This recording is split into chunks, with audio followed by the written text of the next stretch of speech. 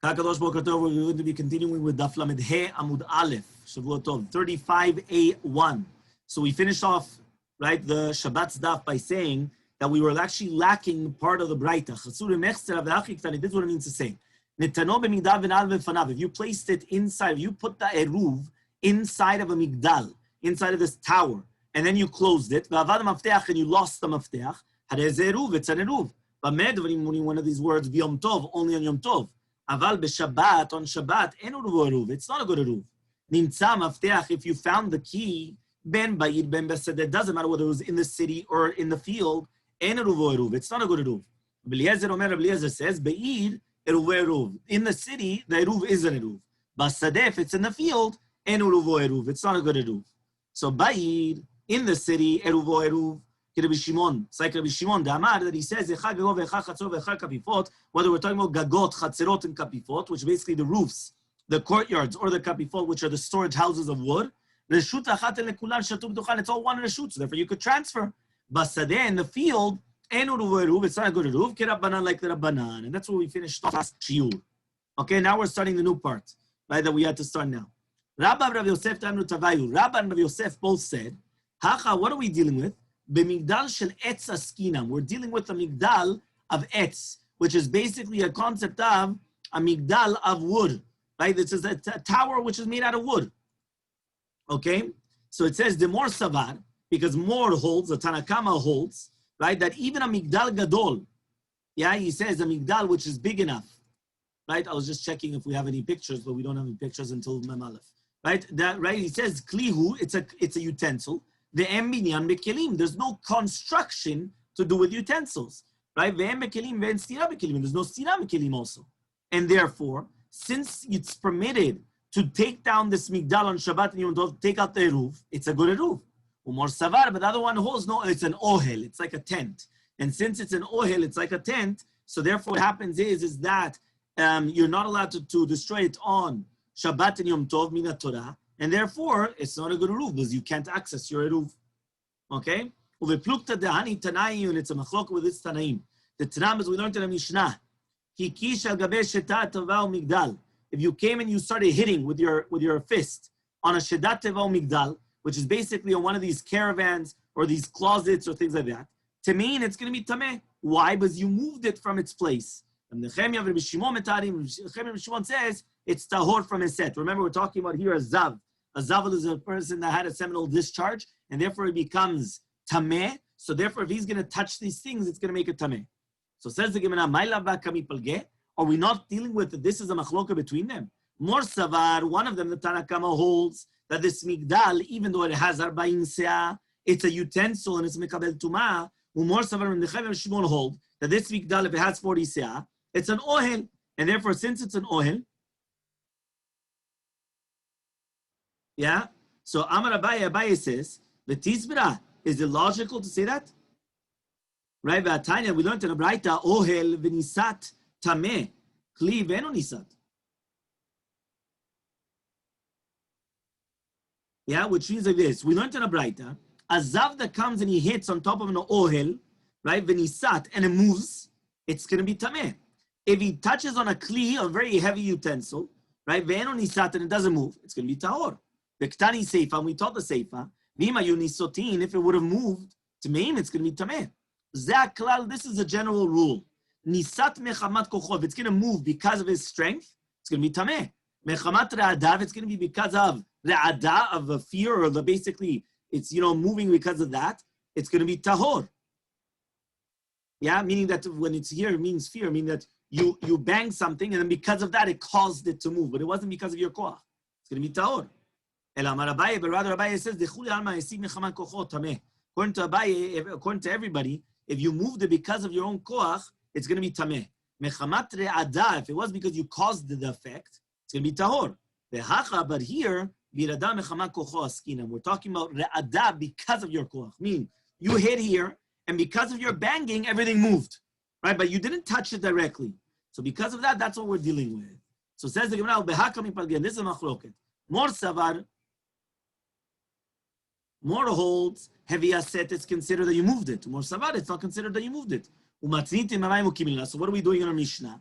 Abaye v'Rava d'Amar Torah, Abaye v'Rava both said, "B'man'ul v'katul b'mitna askinam." We're talking about with a lock, and you have a string, like a rope, which is attached to it. Ubai sakina l'misaka, and the sakin is going to come and cut it. Okay, Tanakama Savala Rabbi Yosef, Tanakama holds like Rabbi Yosef, Damar Kol HaKelim Nitalim Shabbat. You're allowed to take all the utensils on Shabbat except for Meser HaGadol instead of a very big saw or Yatet Shemach Risha or something they use to plow. Rabbi Eliezer Savala Rabbi Nechemia, Rabbi Eliezer holds like Rabbi Nechemia. The Amar that he says even a talit, a filu tarvad, even a spoon, and a talin and tzorah, you're only allowed to take it if you're going to use it for its purpose. Okay, we're on the Mishnah. Lamed He Amud Aleph, Mishnah. Fine, says the Mishnah, Nitgalgel chutz letchum. If you have your eruv, and the eruv went outside of the 2,000 amot from your house, or nafal alav gal, or a whole bunch of stones fell on top of the eruv, or nisraf, or got burnt, truma v'nitmet, it was truman and became tameh, so you have to burn it. Okay, mibeod yom, if this was all done before Shabbat, it's not an eruv. But if it only happened after, it was already nighttime, it's still going to be an eruv. Right? Im safek, if it was a doubt whether it happened before Shabbat or on Shabbat, Rabbi Meir Rabbi Yehuda omrim aleze chamar gamal. So this is considered a chamar gamal. Rabbi Yosef and Shimon omer safek eruv kasher. It's a safek of eruv. It's going to be kosher. Rabbi Yosef says Rabbi Yosef avtul mosi in mishum chamisha zekenim a safek eruv shekasher. Avtul mosi testified about 5 zekenim that a safek eruv is going to be kosher. So it says the Gemara. Okay. Nitgalgel chutz letchum. If it's going to be mitgalgel outside of the tchum. So Amar Rava says, Lo shanu ela nitgalgel chutz arba amot. That's only if it rolled outside of the arba amot. Aval letoch arba amot, but if it was within the 4 amot, noten letocho, noten ovel v'yesh lo arba amot. So you have 4 amot, so there's no problem. Nafal alav gal, if it fell on top of it, a whole pile of stones. Katzal gadai, I would have thought to say, if you wanted, you could have taken it off. So obviously our Mishnah is like Rabbi. Because if it's like Rabbi, Hamar, he said, Kol davar shu mishum shvut, anything which is drabanan. Lo gazur la ben hashashot. They didn't decree it in ben hashashot. So therefore here, since it's only going to be drabanan, right? So therefore he says, it's only drabanan. But according to this, you're not allowed to move it off. So says the Gemara, no, even if it's going to be like Rabbi, you needed a shovel to take away the stone. So because of that, even Rabbi agrees that you can't do it. Okay, and you need this, both cases. But if you're going to tell me nitgalgel that it rolled, because it's not by it. But if it fell on it, a pile of stones, that it is by it, then it's going to be an eruv. And if we only taught the concept of nafal alav gal, because it was covered over. But if it just rolled over, all of a sudden a wind will come and blow back inside. So I would say that it is a good eruv. So you need it. Okay? On israf, or if it became burnt, or if it was truma and it became tameh. So lamali, why do I need both cases? So tana nisraf, we learned nisraf, right? Lamed Hamud Bet, 35b. Lo diacha kochod Rabbi Yosef, to teach you the koach, the strength of Rabbi Yosef, that he says it's going to be kasher in a safek eruv, and therefore even if in a case where it was nisraf eruv, still he's going to say it's going to be kasher. The tana matuma v'nitmeh, lo diacha kochod Rabbi Meir, to teach you the koach of Rabbi Meir, Rabbi Yehuda, they're going to be machminim, even in a case that it would become tameh. So says the Gemara, "V'sava Rabbi Meir seika lechumra." Does Rabbi Meir always hold that the safek we go on a doubt we go stringent? But now we learned in the Mishnah Mikvaot, tameh she'era litbol. One of the person has tameh, he goes down to the mikveh. Safek tavad safek. We have a doubt whether he went and he did tevilah or not, or even if he did do a tevilah, there's a safek whether he did tevilah in 40 seah or less than 40 seah, meaning he had the measurement of a mikveh or not. Or 2 mikvaot. One of them has 40 seah, one of them doesn't. And he did tevilah in one, but he doesn't know which one. Sfekot tameh, safek tameh. But meduvim, when you one of these words, b'tumah chamura, only very strict tumah, like midoraita. But tumah kala, but something which is only tumah drabanan. For example, that he ate ochling tameh, he ate tameh food, or he drank tameh drink, or he put his head and majority of the body in water shuvim, or naflu shlosha mayim shuvim. And he went down to the mikveh. Safek taval, safek lo taval, if he has a safek whether he did the mikveh or not. Or even if he for sure did the mikveh, but there's a safek if there's 40 seah or not. You have shne mikvaot, or you have 2 mikvaot. Be'achat yesh barbaim seah, one of them has 40 seah. Be'achat en barbaim seah, one of them does not have 40 seah. Ve'taval be'acham en, and you do tevilah on one of them. Ve'en yodeh be'ezem en taval, you don't know which one you did it in. Sfekot tahor, it's going to be tahor. Rabbi Yosef is mitameh.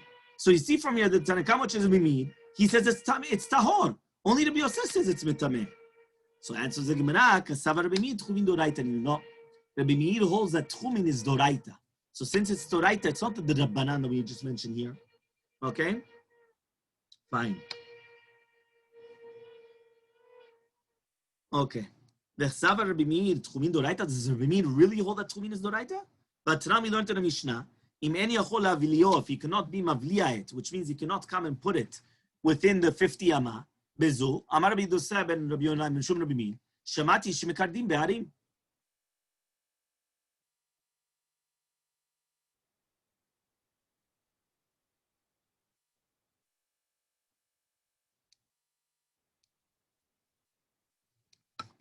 What does this mean? It says over here, if you could, here we're talking about the Isur of Tchumin is Mina Torah. We're talking about you're going to measure the Tchum of Shabbat. So we said that you do not moded Shipua Ha'emek or Agivai Lamavlio. You don't go and you don't start going downwards in a plain or upwards in a mountain, but rather Mavlio. What does it mean, Mavlio? You take a chevel of 50 amot, yeah, and then what you do is that you put it straight. Okay? Now, Visa Gadait Rechiv, you're going to tell me Tchumin Doraita, Mi Mikadrin. Can you do that? Hey, you can't do that in the Doraita. You can do that in the Rabbanan, not in the Doraita. You're not going to do it because they're Doraita, which means you have to actually get the exact measurements. You could do this average, and you're not going to measure every single slope, every single mountain, things like that, if it's the Rabbanan, but not Doraita. So it says the Gemara, a question. Hadideh had Rabbeh. Right? Our Mishnah that's talking about that he's machmir in a Safek Eruv was because Isur Tchumin Min Torah is his own shita. The one that he says that I heard that you could do the mountains is his rabbi, that his rabbi holds that it's only the Rabbanan. Okay? Daikanami Ditani, you could also say, Shamati, I heard. Shemamina, that it was basically, right, he heard from me that he himself does not actually hold of it. But we're going to ask a contradiction, Doraita for Rabbi Meir. The Tanam is we learned in the Mishnah, if a person touched somebody at nighttime, but he doesn't know if he's alive or dead. Or the next morning he wakes up and he finds that the guy is dead. Rabbi Meir says he's going to be tahor. Chachamim say you're going to be tameh. Because according to what they hold is that all the tameot is according to what you found it. So therefore, since when he found him, he was actually dead, I'm going to say that he was dead also when he touched him. So Rabbi Yirmiyah says, no, Mishnatenu sheyale hasheretz kol ben hashashot. Our Mishnah is talking about that there was a sheretz entire ben hashashot from the beginning until then. So for sure it's going to be tameh. And that's why it's not a good eruv. So says the Gemara, Yihachi, if so, does Rabbi Yosef say in such a case that the eruv is going to be kosher? So answers the Gemara, Rabbi Yosef both said, we're talking about two different groups of witnesses. One of them is saying, that it was tameh mibeod yom. One of them says, that when it was chashecha, it became tameh. Okay? And therefore, because of this, there's a different machloket. And then Rava is going to come and give you another type of a leniency, which Bezrat Hashem, we're going to continue tomorrow.